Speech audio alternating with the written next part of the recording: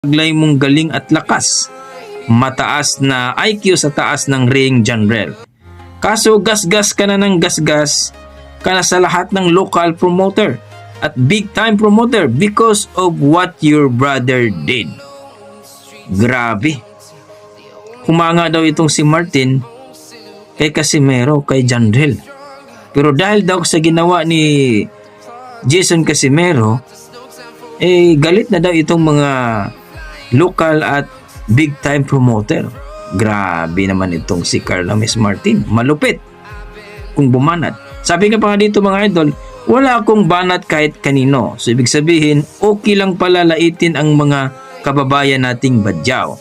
So dahil sinabi nga ni Coach Jason na badyaw daw itong si Carla Miss Martin.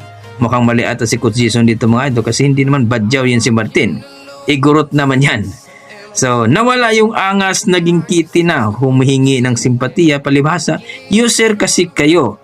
Real talk lang, wala talagang isip. Grabe naman yan Martin. Wala talagang isip. So ayon dito kay Martin mga idol, bumanat uli. Grabe si Martin kung bumanat mga idol.